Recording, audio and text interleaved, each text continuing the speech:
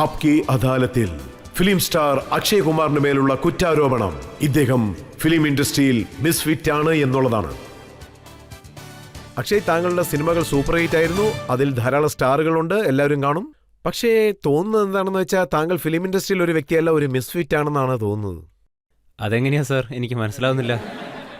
അതായത് വലിയ സ്റ്റാറുകളെല്ലാം രാത്രി മുഴുവൻ പാർട്ടി എൻജോയ് ചെയ്തിട്ട് ഒരു രാവിലെ 4 മണിക്കൊക്കെ വീട്ടിലേക്ക് പോകുന്ന സമയത്ത് താങ്കൾ ഷൂട്ടിങ്ങിന് വേണ്ടി ആ 4 മണിക്ക് പോകാറുണ്ടെന്നാണ് ഞാൻ കേട്ടത്.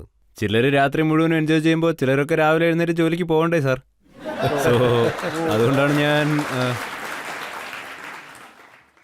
അതുപോലെ ഒരുപാട് തവണ നടക്കാറുണ്ട്. അതായത് ഞങ്ങൾ ഓരോരുത്തരും പരസ്പരം വേവ് ചെയ്തുകൊണ്ട് ക്രോസ് ചെയ്യും. അതായത് ഞാൻ ജിമ്മിലേക്ക് പോകുന്ന സമയത്തായിരിക്കും അവർ അവരുടെ വീട്ടിലേക്ക് വരുന്നത് തന്നെ. എനിക്ക് ഇതുപോലെ ഒരുപാട് തവണ നടന്നു. അങ്ങനെയാണെങ്കിൽ താങ്കൾ മാത്രം എന്തിനാണ് റിവേഴ്സ് ആയിട്ട് പോകുന്നത്? താങ്കളും എനിക്ക് എന്താ ഇങ്ങനെ തോന്നുന്നറിയില്ല. എനിക്കിവിടെ എന്നെ തെറ്റായ കാര്യങ്ങൾ പഠിപ്പിക്കാനാണോ വിളിച്ചത് തോന്നുന്നു.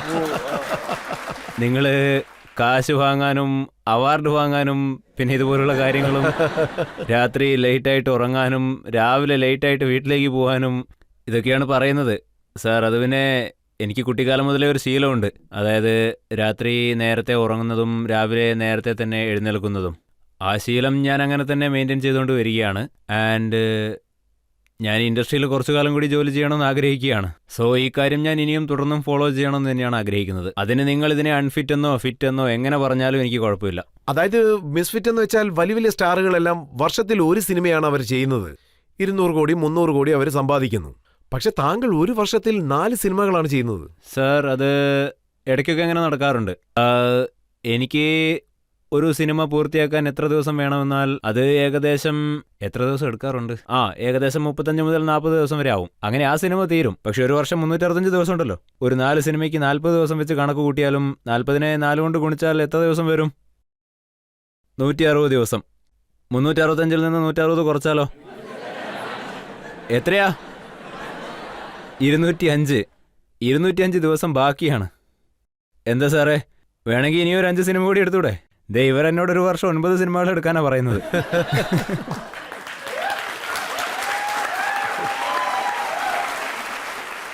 ഇപ്പോഴും ഞാൻ സ്ലോ ആണ്. പക്ഷെ മറ്റുള്ളവർ തങ്ങളുടെ റോളിന് വേണ്ടി എങ്ങനെ പ്രിപ്പയർ ചെയ്യുന്ന വെച്ചാൽ 2 ആഴ്ച മൊത്തം റൂമിനകത്ത് പോയി അടച്ച് ഏത് റോളിന് താൻ ഫിറ്റ് ആകണമോ അതിനുവേണ്ടി പ്രിപ്പയർ ചെയ്യും. അതുപോലെ ഏത് റോളാണ് ഉള്ളതെന്ന് എനിക്കറിയില്ല. പക്ഷേ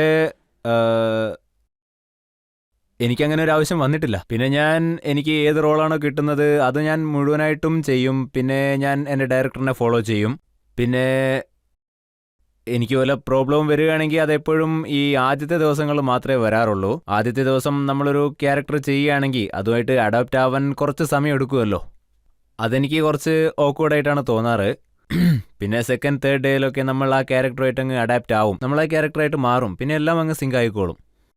പല ഡയറക്ടേഴ്സും ഉണ്ട്, എന്നോട് പേര് ചോദിക്കാൻ പാടില്ല. അവർ പറയുന്നത് എന്താണെന്ന് വെച്ചാൽ അക്ഷയ് കുമാർ ധാരാളം റോളുകൾ ചെയ്യും, പക്ഷെ അദ്ദേഹത്തിന് ഒരു റോളും ഓർമ്മയിൽ ഉണ്ടായിരിക്കില്ലെന്നാണ് അവർ പറയുന്നത്. ഡയലോഗ് ഓർമ്മയിൽ കാണില്ല, ആരെങ്കിലുമൊക്കെ പ്രോംപ്റ്റ് ചെയ്യേണ്ടി വരുമെന്ന്. അത് തെറ്റായിട്ടുള്ളൊരു കാര്യമാണ്. അതെങ്ങനെയാണ് നടക്കുന്നതെന്ന് വെച്ചാൽ ഇങ്ങനെയുള്ള ചില സമയങ്ങൾ നടക്കാറുണ്ട്. അതായത് ഞാൻ എപ്പോഴെങ്കിലും ഡയലോഗ് മറക്കുകയാണെങ്കിൽ ആരോടെങ്കിലും അത് പ്രോംപ്റ്റ് ചെയ്യാൻ പറയും. ഇതുവരെ റീടേക്ക് എടുക്കാത്തതായിട്ട് ആരെങ്കിലും ഉണ്ടാവുമോ? പക്ഷേ ഞാൻ മാക്സിമം റീടേക്ക് പോകാതിരിക്കാൻ വേണ്ടി ശ്രമിക്കും. അതായത് പ്രോംപ്റ്റിംഗ് ചെയ്യുന്നതിലൂടെ ടെക്നീഷ്യൻസിന്റെ ജോലിഭാരവും പിന്നെ ജോലി സമയവും കുറയുന്നുണ്ടെങ്കിൽ ഇത്രയും പ്രോഫിറ്റ് കിട്ടുന്നതിൽ എന്ത് തെറ്റാണുള്ളത് സാർ? അതുകൊണ്ടാണോ താങ്കൾ ഇത്രയും വേഗത്തിൽ ജോലിയൊക്കെ ചെയ്യുന്നത്? ധാരാളം ജോലികൾ സമ്പാദിക്കാൻ ഇതിനൊക്കെ ഒരുപാട് സമയമുണ്ട്. ഈ പറയുന്നത് പോലെ നല്ല കാര്യങ്ങൾ. പിന്നെ ഞാൻ നിങ്ങളോടൊരു കാര്യം പറയാം, നന്നായിട്ട് കേട്ടോളൂ. അതായത് ഞാനിപ്പോൾ നിങ്ങളുടെ മുന്നിൽ വെച്ച് ഒരു കണക്ക് അവതരിപ്പിക്കാം. നിങ്ങൾക്കറിയാലോ മിഷൻ ഇമ്പോസിബിൾ പടത്തെ പറ്റി, ടോം ക്രൂസിൻ്റേത്. അദ്ദേഹം എത്ര ദിവസം കൊണ്ടാണ് അതിന്റെ ഷൂട്ടിംഗ് പൂർത്തിയാക്കിയെന്നറിയോ? 42 days.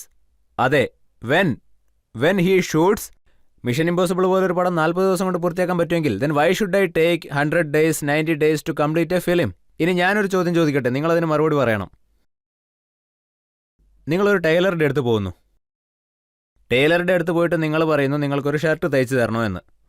അദ്ദേഹം പറയും അപ്പോൾ അതിന് 4 മീറ്റർ തുണി വേണമെന്ന്. കറക്റ്റ് അല്ലേ? 4 മീറ്റർ തുണി വേണ്ടി വരില്ലേ?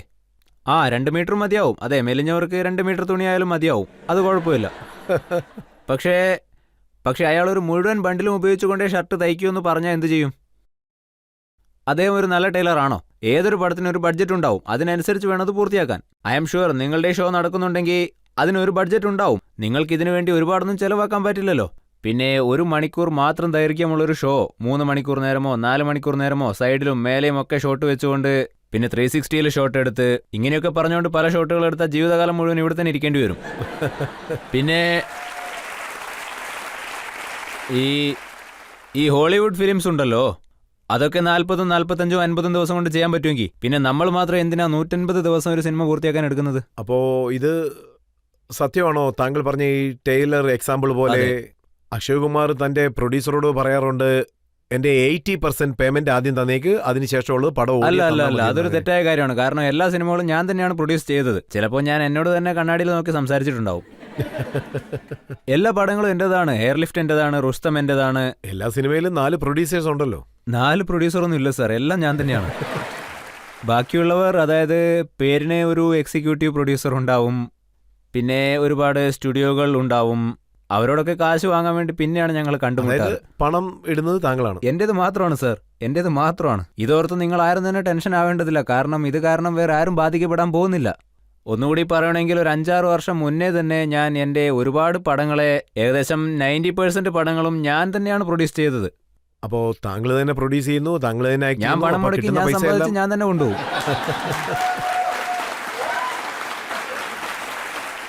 ഓക്കെ, ഓഡിയൻസിൽ നിന്ന് ആർക്കെങ്കിലും ചോദ്യം ചോദിക്കാനുണ്ടോ? സാർ, എനിക്കൊരു റിക്വസ്റ്റ് ഉണ്ട്. സാർ, ആ ബുൽബുലിയ സിനിമയിൽ വിൻഡോയിൽ നിന്ന് പറഞ്ഞില്ലായിരുന്നോ, ഒരു പ്രാവശ്യം കൂടി അതൊന്ന് ചെയ്ത് കാണിക്കാമോ സാർ? ഇതൊക്കെ എങ്ങനെയാ എനിക്ക് ഓർമ്മയുണ്ടാവുക? 2 ലൈൻ സാർ. ഞാൻ ഇന്നലെ രാത്രി എന്താ കഴിച്ചതെന്ന് പോലും എനിക്ക് ഓർമ്മയില്ല. അതൊക്കെ എങ്ങനെയാണ് എൻ്റെ ഓർമ്മയിലുണ്ടാവുക? അങ്ങനെയാണെങ്കിൽ ഈ സീക്രട്ട് താങ്കൾ പറയണം. മറ്റുള്ള ആർട്ടിസ്റ്റുകൾക്ക് ഒരു സിനിമ ചെയ്യാൻ 100-150 ദിവസം ആവശ്യമുണ്ട്. താങ്കൾ എങ്ങനെയാണ് 30-35 ദിവസത്തിനുള്ളിൽ പടം തീർക്കുന്നത്? സാർ, എനിക്ക് ബാക്കിയുള്ളവരെ പറ്റിയൊന്നും അറിയില്ല. എനിക്ക് ഒരു കാര്യം മാത്രമേ അറിയൂ. കറക്റ്റ് സമയത്ത് വന്ന് കറക്റ്റ് സമയത്ത് ഷൂട്ടിംഗ് തുടങ്ങി കറക്റ്റ് സമയത്ത് ഷൂട്ടിംഗ് അവസാനിപ്പിച്ചാൽ, അതായത് അങ്ങനെ ചെയ്താൽ ഒരു സിനിമ പൂർത്തിയാക്കാൻ ഒരിക്കലും 40-45 ദിവസങ്ങൾക്ക് മേലെ എടുക്കില്ല. ആ കാര്യത്തിൽ എനിക്ക് 100% കോൺഫിഡൻസ് ഉണ്ട്. നിങ്ങൾ വേണമെങ്കിൽ കണക്ക് കൂട്ടി നോക്കൂ.